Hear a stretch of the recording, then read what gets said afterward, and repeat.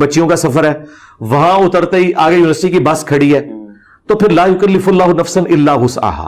لیکن اس میں بھی جو اپنی بچیوں کو خود چھوڑنے جاتے ہیں، بیویوں کو خود چھوڑنے جاتے ہیں، سلوٹ ہے سر، ان کو ایسا ہی کرنا چاہیے، ایسا ہی کرنا چاہیے. لیکن وہاں شریف فتویٰ نہیں. ایک عورت اپنے بچوں سمیت امریکہ سے پاکستان آئی ہے اور اس کا خاوند نوکری کر رہا ہے اور وہ نہیں ساتھ آ سکتا نوکری کی وجہ سے بھی، اور ایک ٹکٹ بچانا بھی چاہ رہا ہے وہ، تو وہاں سے اس نے اس کو سوار کیا جہاز میں، یہاں سے اس کے بھائی نے اور باپ نے ریسیو کر لیا، تو کوئی شرعی حکم نہیں لگے گا کہ عورت نے بغیر محرم کے سفر کیا.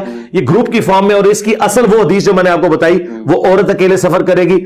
اسی لیے امام شافعی احمد بن حنبل کا موقف ہے کہ اگر راستہ امن والا ہو تو عورت حج کا سفر بغیر محرم کے بھی کر سکتی ہے. لیکن علی بھائی اس والے سیکشن میں وہ گروپ والا ذکر نہیں ہے، یعنی اکیلے. تو سرکار وہ اکیلے والا اب امن تو نہیں ہے نا، اکیلے تو سرکار مرد بھی نہیں سفر کر سکتا آج کل.